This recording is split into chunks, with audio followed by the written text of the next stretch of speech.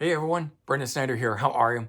Thanks so much for joining me and welcome to this special review for Glam Metal Legends Mr. Big 10, their 10th studio album and what looks to be perhaps their final album. Just came out on July 12th of 2024. I'm going to do a full review, unboxing, get into the whole thing about this album. We'll do that here in just a bit. But if you're new to my channel and you haven't already hit the subscribe button, please do. Also, leave a comment, hit like. All those things do help support my channel. I'd greatly appreciate it. And of course, as an added bonus, if you turn on notifications, you're going to stay up to date on everything going on in the world of music, just like this with an album review for the brand new Mr. Big album, simply called 10. And so I want to jump back, do a little bit of history on the band itself for you guys. I always think this helps tie into certain points and things that I want to make throughout the album. So the band itself formed in 1988 by bassist Billy Sheehan after he decided to leave David Lee Roth's band. The rest of the lineup consists of Eric Martin on vocals, who was a solo artist at the time, Paul Gilbert on guitar, who had just come from Racer X, and Pat Torpey on drums, who had played with bands like Impellitteri, Stan Bush, Jeff Paris, a number of other bands. I was kind of an in-demand drummer at the time. And so the band was signed to Atlantic Records in 1989, releasing their self-titled debut album the same year, making this the 35th anniversary of the release of that album. And I think a great way to tie in releasing this album here, even if it's on the way out that the band is doing. I like that they're doing that. I never like bands that just do farewell tours, so we're getting a brand new album here. The band itself didn't have a lot of success with that debut album, but when the success finally came, it was on their breakthrough album, the second album, Lean Into It from 1991, which featured the #1 Billboard Hot 100 hit To Be With You on it. And for a glam metal band in 1992, that's when the song actually hit, to have a #1 hit against the explosion of grunge music, that was absolutely unheard of. The band would follow it up with their 1993 album Bump Ahead and even have a top 30 Billboard Hot 100 hit with Wild World from Cat Stevens, or the cover of the Cat Stevens song. So, the fact that they were still able to continue and have success beyond the one breakthrough hit, I thought was a pretty cool thing. They then released Hey Man in 1996, which would be the last one featuring their original guitar player, Paul Gilbert. Next, they would bring in Poison guitarist Richie Kotzen and release the 1999 album Get Over It, which I personally really liked, and follow it up with the album Actual Size. Unfortunately, though, the band decided to break up, call it a day after this album in 2002. And of course, as I always say never, because the band would reform in 2009 with its original lineup and release 3 more albums, including this one, What If, in 2010, The Stories We Could Tell in 2014, followed by Defying Gravity in 2017, which unfortunately tragedy struck with the passing of original drummer Pat Torpey in 2018 from Parkinson's disease, which at that point it pretty much seemed like the band was over.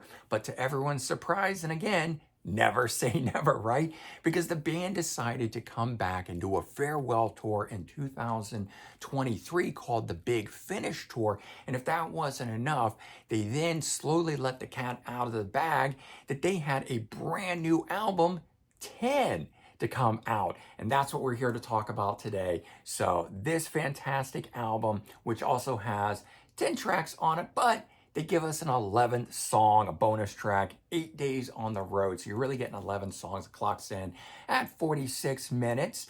And as always with all of the Mr. Big albums, it really combines 2 things that they are so great at and that they're known for. They've got the all-out shred on it, the technical prowess of each person's instrumentation, whether we're talking about the vocals of Eric Martin or we're talking about the guitar shredding of Paul Gilbert, the bass playing of Billy Sheehan, or in this case, their brand new drummer, Nick DiVergio, joining in on here, who I think is a great addition to the band. But The other thing is then they always have integrated with that the melodic song structure and beautiful harmony. So you get, the shredding, but you also get the melody and everything else with it. And that is in full force on this album. But the first thing that I noticed that is different about this album is that there is a number of different musical styles and varieties on here. We get rock, which we would expect, but we also get blues, boogie, country, pop on here. The album itself, for me, feels a lot different than other albums. While they've always done a little bit of that, I felt that on the other albums, they would take the elements and mix it in or incorporate it in to the song structures that they usually do. Whereas this here has more of the whole song being that, and thereby it creates a wider range of styles throughout the album. Not necessarily a bad thing, just something different that I noticed about the album. Case in point, track number 1, Good Luck Trying. This was the debut single on here, but it was very much decidedly a blues flavored song. And so it was a little off-putting for me at first when I heard that song. I have since warmed up to it, but it is definitely not my most favorite song on the album. And we have track 6, As Good as It Gets. And this one here is much more in the style of country music, the way that the guitar is being played. And something that I noticed on here very much is a lot of this change seems to be from the guitar aspect and might just be where the mindset of Paul Gilbert is at. Track 7 on here, What Were You Thinking? That song has a more boogie rock flavor to it, something like what Status Quo might do.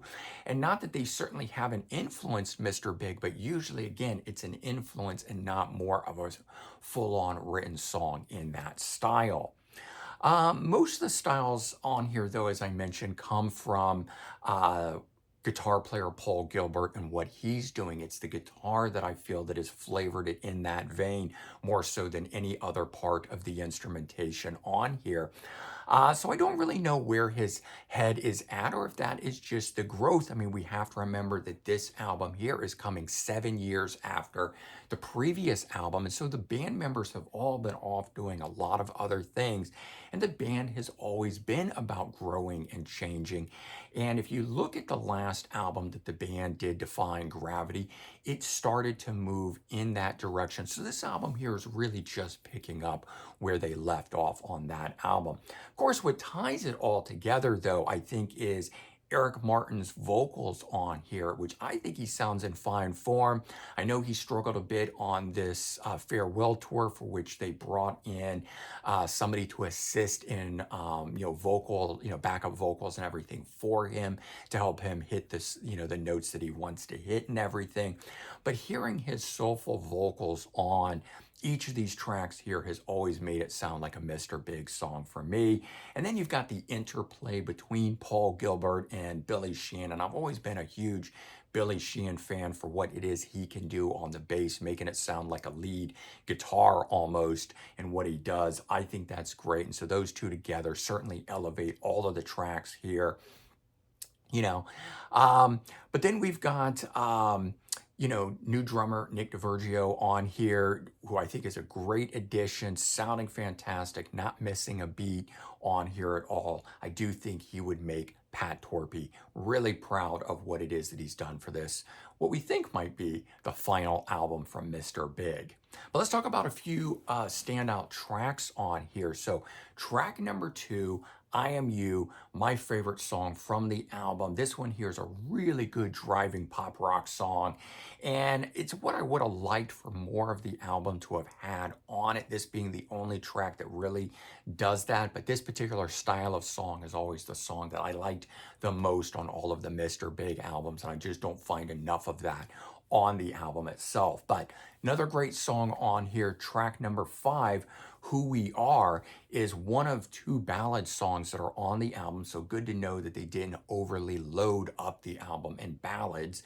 But it certainly doesn't disappoint. It's got the style and type of sound that you would expect from Mr. Big that they're known for. The second ballad that they do that's on here is track number 10, The Flame, and is also quite good. The other standout track, track number 9, Up On You. This was the second single for the release of this, and much more of what I would have expected up front from the band. Instead of that bluesy rock song, Good Luck Trying, that they did, that kind of threw me for a little bit of a jar, but this song here has a very high energy rock and roll feel to it, a lot of good groove. The boys sound like they're having a lot of fun on it, and that's always been a key thing about Mr. Big. The band always sounds like it's having fun, and I think that translates across the board to why the band has as many fans as they do. It's just that really good-natured feel that the band has always been about. So let's take a look at this album. Front cover, I think, is really interesting. It's holding up the two hands there, 10 fingers, so, album number 10, but I like that on the hands, it's got the world. It's got the different continents on the hands, and I think that's kind of a cool thing. Got a little bit of a stormy view behind it, rough seas, waters, I don't know. It just kind of all reads very apropos for this being a final album. All right, we got the back side of the album there. I love getting a band photo there. And as I said, band's always having fun, and photos like that certainly tell that kind of story. You see the 10 tracks and you see the one bonus track that's there. And I gotta say, I love when bands actually put the artful logo, not just the spelling of the name, on the side of it. So we get that. And we open this up here, and we get the album no matter which way it is spun. We get all 4 band members dividing up on the album like that. And a cool shot on the back side of the booklet. When I take out the CD, it gets this, compass on there. Maybe the band trying to find its way, who knows. Now, I've complained about this a lot on past albums that I've reviewed, but here's a band that does it up right.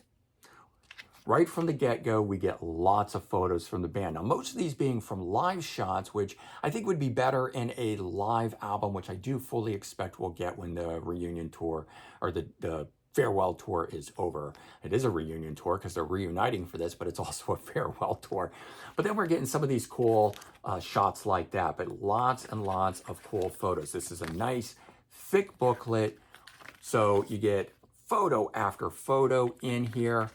And I'm just really loving that, and some big cool shots like that throughout here. Definitely more photos than anything else on this, and I'm absolutely loving it. If this has got to be the way that the band is going out, then give me lots of cool shots like this to enjoy the band and who they are today. But not a lot of bands do that. And again, for physical releases, I think it is so key to do good art, graphics, photos, the kind of stuff you don't get when just streaming and seeing a little tiny thumbnail of an album. But Mr. Big does it up right. So bottom line on this album here, to me, there's no such thing as a bad Mr. Big album, only varying degrees of greatness. And for me, this album sounds new, it's fresh, it has the band growing and changing, definitely even breaking a little new ground on here. As I mentioned, it's been 7 years since their previous album, and so the boys clearly have grown in that time. They're incorporating it into the album itself. That said,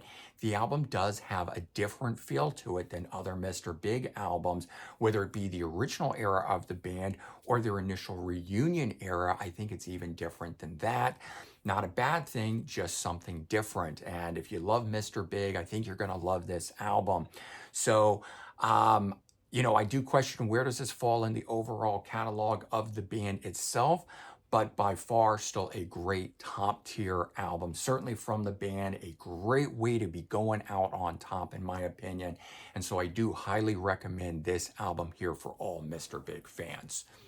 All right, there you go. And that is my review for the final album from Mr. Big. But again, let's hope this is not the final album, simply number 10. I got to say that, probably somewhere down the road, the band is still fairly young, 36 years into their career here.